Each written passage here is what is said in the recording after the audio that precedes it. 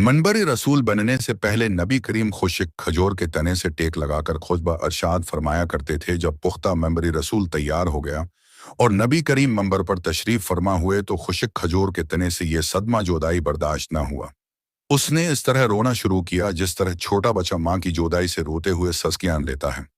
मौलाना रूमी रहमत अल्लाह अलैह फरमाते हैं, खुश्क खजूर का तना जिसका नाम स्तूनी हनाना था, नबी करीम की जद्दाई से नाला कर रहा था जैसे कि वो कोई इंसान हो। इस पर असहाब ताज्जुब में पड़ गए कि यह स्तून अपने पूरे हजम तूल व अर्ज से किस तरह रो रहा है। नबी करीम ने दरियाफ्त किया, आए स्तून तुझे क्या हुआ है? अस ने अर्ज किया, मस ए अल्लाह के रसूल, आपकी जद्दाई का सदमा मुझसे बर्दाश्त नहीं हुआ। आपकी जद्दाई से मेरी जान अंदर ही अंदर जल रही है। आस आश गम के होते हुए आपके फराक में क्यों ना आह व फगा करूं।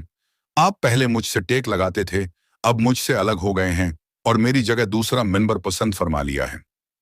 हुजूर ने अरशाद फरमाया, अरे मुबारक स्तून, अगर तू चाहता है तो मुझसे कहो, है तो तेरे लिए दुआ करूं कि तू सब्ज और समर आवर दरख्त हो जाए और तेरे फूलों से हर शर्की व गरबी मुस्तफीद हो। और क्या तू हमेशा के लिए तरो ताज़ा होना चाहता है या तू फिर आलमी आखरत में कुछ चाहता है? एस्तुन हनाना ने कहा, ए अल्लाह की रसूल, में तो दायमी और अब्दी नामत चाहता हूँ।